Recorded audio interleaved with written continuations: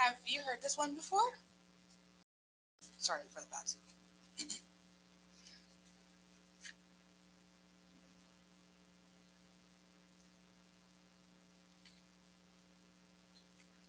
This land is your land, this land is my land.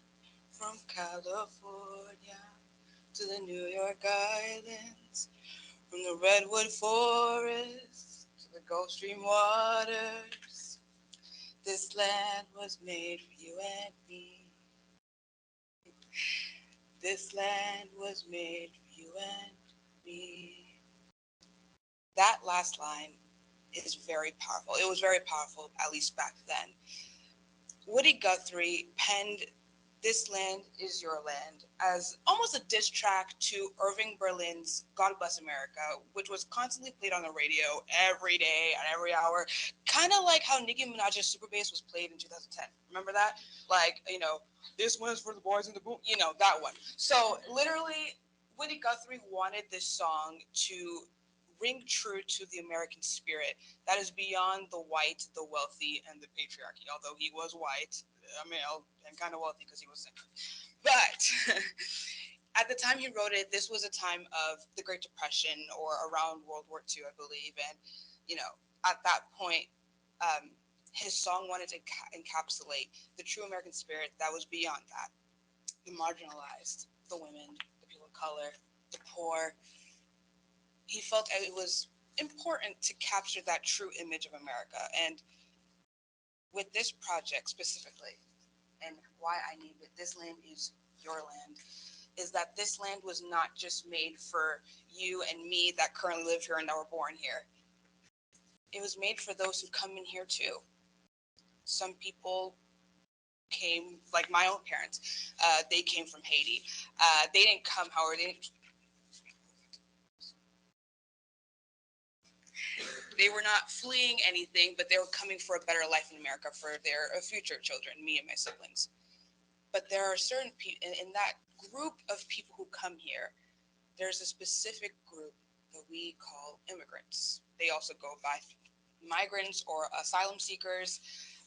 They come to America or any country, really, any sanctuary state, to seek better life and to escape war, poverty, famine. In this project, I simply wanted to highlight and address the ongoing refugee crisis, in Ukraine, Haiti, Syria, Somalia. The world has witnessed war and all these terrible things, but the world has not only witnessed war, the world has witnessed how these countries have rejected the people who are trying to seek safety, freedom, and refuge, leaving them to die. For this project, I chose to do a video project. And I tried to, for this project, of course, for the project design, I wanted to tap into what I knew most, which was like Vice TV and MTV, and that stylistic approach, because I know that they have a unique way of telling people's stories. They're not like formal as CNN or NBC or even Fox News is. They try to add specific elements to make sure that the viewers are engaged with the story that is very important, matters the most. Um, and I wanted to be extremely authentic in how I wanted this to be put together.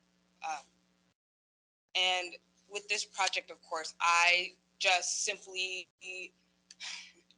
I wanted to tap into the young minds of college students here at Gordon College because, of course, we could have the professionals and the teachers and professors that you all have tapped into, but I wanted to reach out to college students to see what they knew especially. At Gordon specifically, we do not have any refugees. Everyone is either an immigrant or someone coming to study. Um, but it's important to understand that students are not really watching the news, and the news feed that come across their social media, they just tap through. So I wanted to make a project that kind of highlighted a very important issue to me personally. Again, although I am not a child of refugees, I am a child of immigrants, a child of people who came here to seek a better life as refugees are, but they are quite literally fleeing for their lives and they're being persecuted.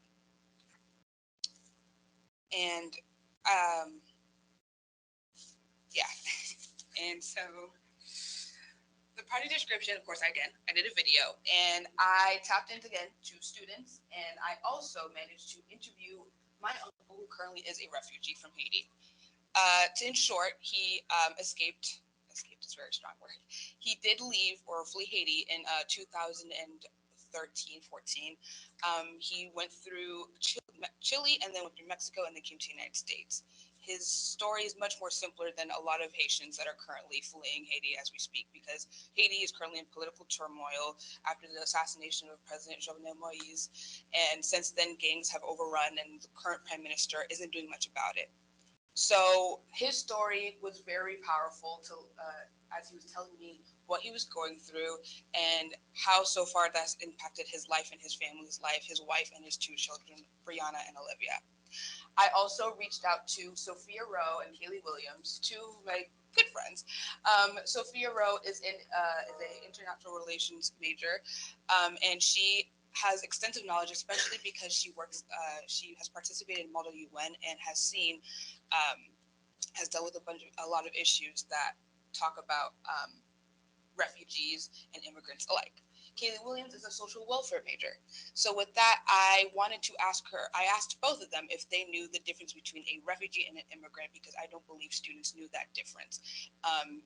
And I thought it was very important to have that difference highlighted in my video. Um, these two have displayed much knowledge of the difference between a refugee and an immigrant. And yeah, I appreciate them and their help as well as Son's help, because at our church we have many refugees that are currently attending church with us, and I wanted to see what his story was specifically, since he was with us, and he has been with us since August of this year.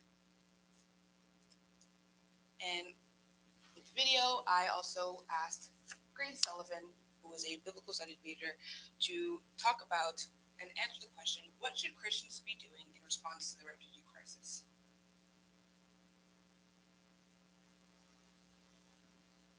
I think that the posture that people in the US need to take, as well as anywhere of people accepting refugees, is hospitality. Because a lot of people forget that Jesus was a refugee. That if it weren't for the Egyptians, then the Holy Family would have been in danger, and Jesus would not have lived to be able to do his ministry. Um, so that is something that I think that people forget, and I think they need to humble themselves and remember that our Savior was a refugee. And if you start there, then you realize that refugees are from a country. They have a story, they have a language, they have a culture, just like us, and it's not less than us. And just because they don't speak English or have the same customs, I think that the most important thing to do first is to listen, and to get to know them as people, instead of just saying, oh, we're the US, we have all these resources to share. No, they also have plenty of resources, and community, and they can share with us. So I think that the church needs to get a lot better at intercultural dialogue, and considering people who have been through really difficult things and showing them that grace and that mercy and that hospitality, because that I think is what Christ will do.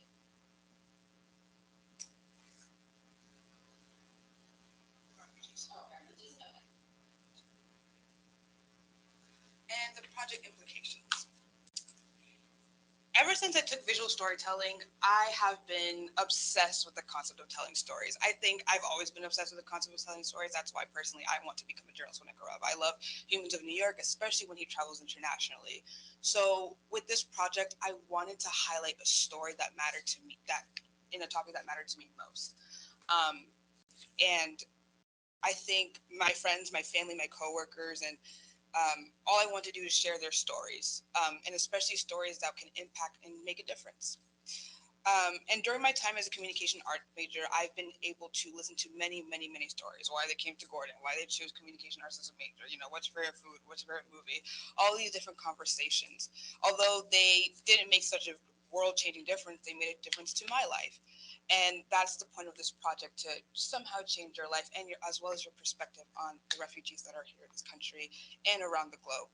Because the refugee crisis is an ongoing situation. It's not going to end anytime soon, unfortunately, because of wars that are occurring as we speak. But I believe as Christians, we're called to, first of all, love our neighbors. That just starts right there. That we have people who are coming here that don't know where they are, they don't know what they're doing, they want to settle in, and they want to be able to find a community that cares about them the most. And with loving our neighbor, maybe we could stop wars. I guess it's a very big thing, how does loving your neighbor stop a war? Well, you never know.